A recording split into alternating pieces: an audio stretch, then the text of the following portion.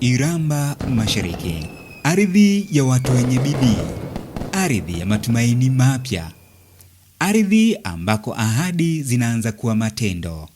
Leo hadithi yetu ni ya mwanamke mmoja, lakini pia ni ya wananchi maelfu. Ni hadithi ya uongozi, uwajibikaji na upendo kwa watu. Ni hadithi ya Mheshimiwa Jessica Kishoa, mbunge wa Iramba Mashariki anayejulikana kwa wengi kama Dada wa Shoka. Siku ambayo wengi walikuwa wakiisubiri hatimaye imewadia. Mheshimiwa Kishoa amefungua rasmi ofisi ya mbunge, mahala ambapo sauti za wananchi na changamoto zao zitasikilizwa na kutafutiwa suluhisho. Lakini haikuishia hapo. Mwenyekiti wa halmashauri sasa amekabidhiwa ufunguo.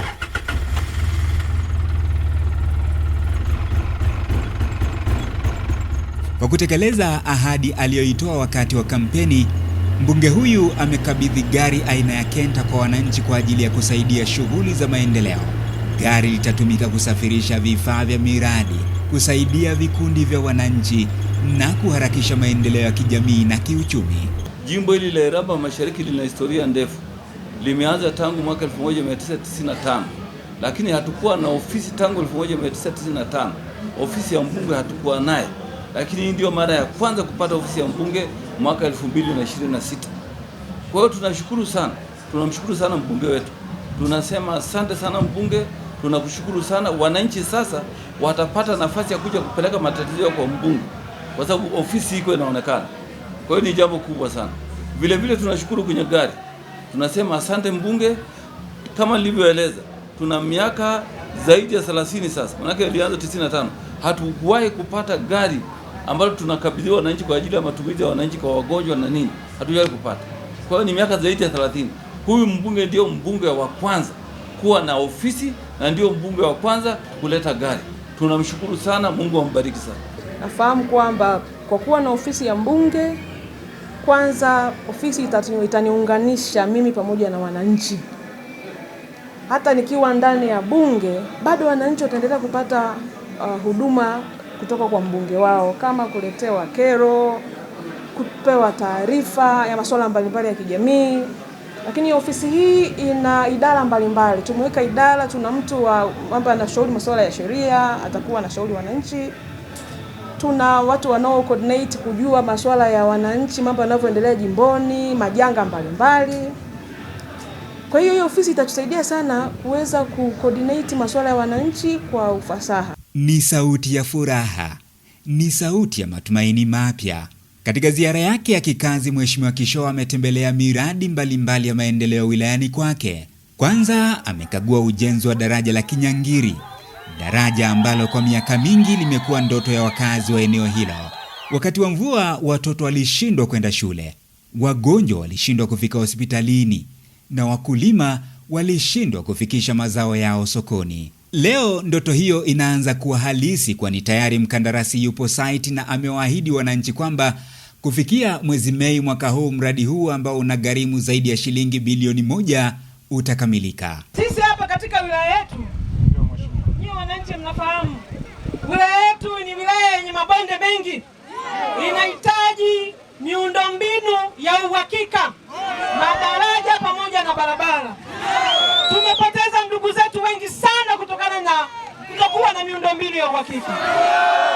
Nataka unihakikishie kauli uliyoitoa hapo ya kwamba kufika mwezi wa 5 eti daraja hili litakuwa limekamilika.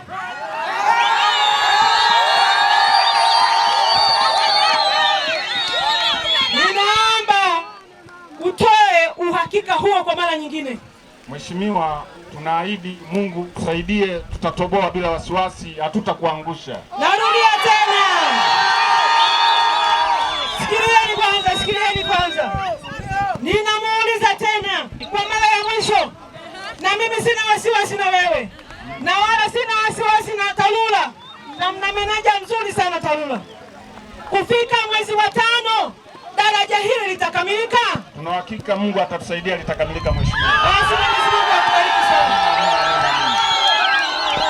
Nataka niwaambie, kwa sababu mimi ni mbunge wenu na kwa nafasi mlioniamini kwa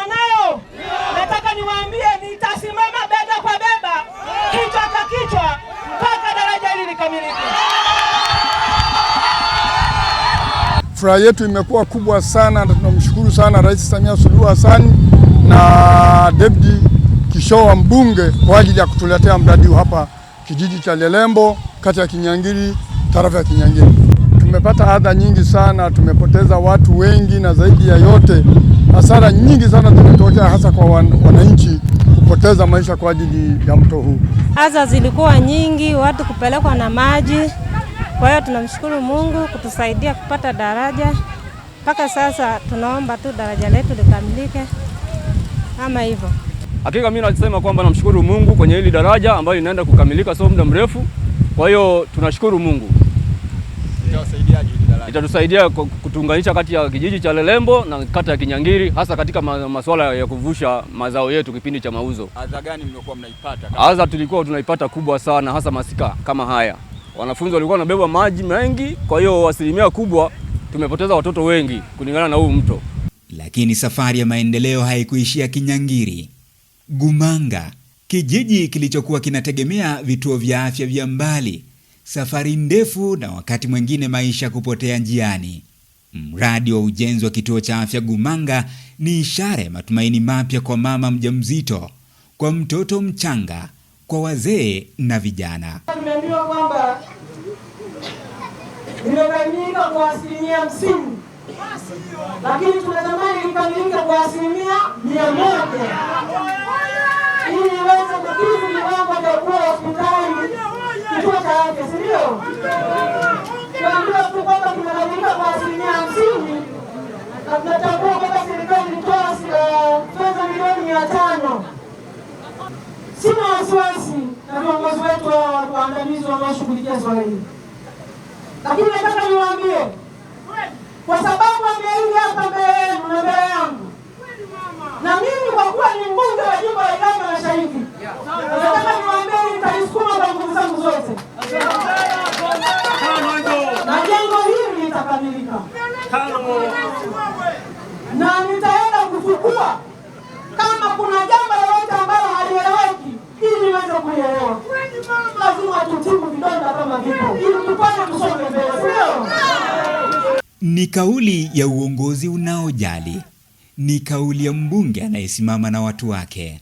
Kwa wananchi wa Iramba Mashariki, hii siyo ziara ya kawaida ya mbunge.